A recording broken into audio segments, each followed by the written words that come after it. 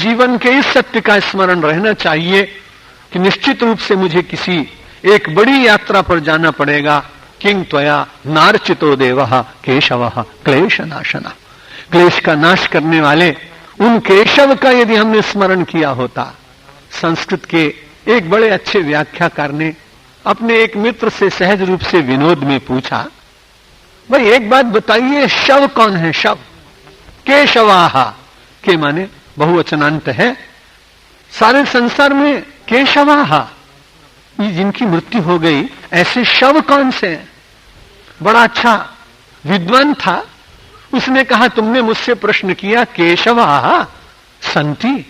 मैं तुमको उत्तर देता हूं, यस्मिन् हृदय न केशवः। जिसके हृदय में केशव नहीं वही शव। जिसके हृदय में परमात्मा का निवास नहीं वो चलता फिरता मृतक तुल्य है।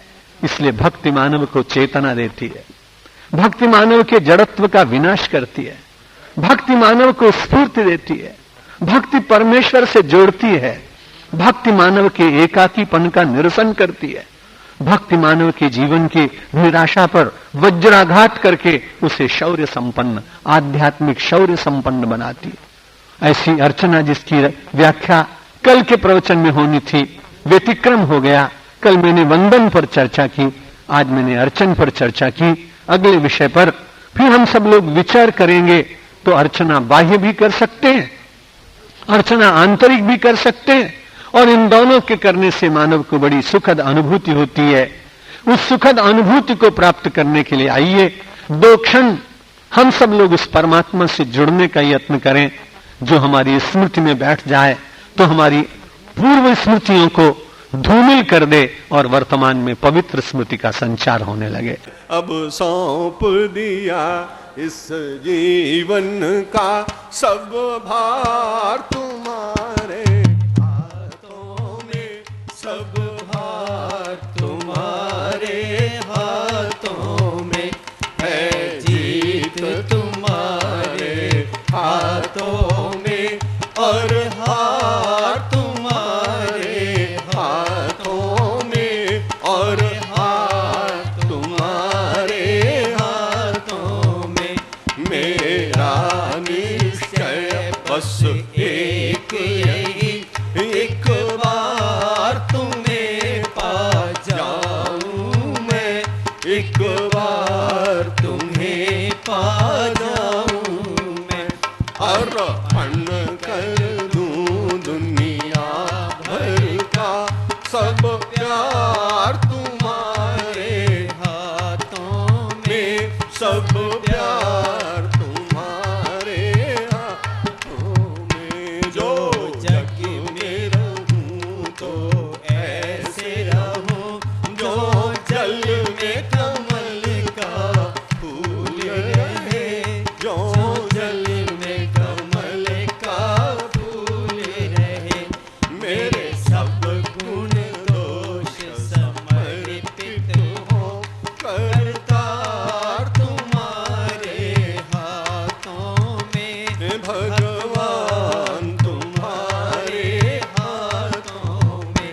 यदि मानव का मुझे जन्म मिले, तो तव चरणों का पुजारी बनूं, तो तव चरणों का पुजारी बनूं। इस पूजक की एक एक रग का होता तुम्हारे हाथों में, होता तुम्हारे हाथों में। जब जब संसार का कैदी बनूं, निष्काम भाव से कर्म करूं, निष्काम भाव से कर्म करूं। फिर अंत समय में प्राण तजूं, निराकार तुम्हारे हाथों में, साकार तुम्हारे में। मुझ में तुझ में बस भेद यही, मैं नर हूँ तुम नारायण हो, मैं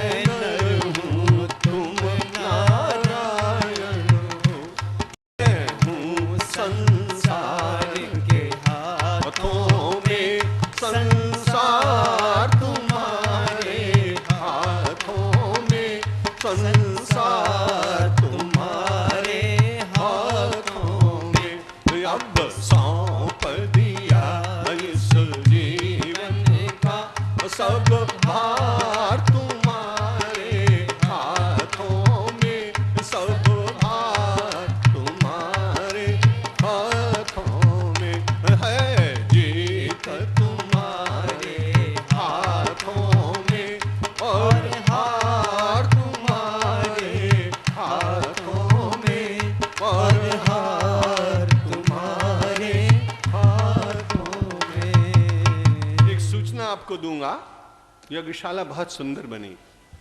जो लोग यजमान बने हो तो बहुत अच्छे, जो दर्शन करने आएंगे वो भी बहुत अच्छे, लेकिन हमारे शास्त्रों ने कहा कि यज्ञशाला की जो लोग परिक्रमा लगाते हैं उनको बड़ा लाभ होता है। आपने कई बार परिक्रमा लगाई अपने परिवार में पूजा के बाद, शायद उसके अर्थ को आपने समझा नहीं होगा।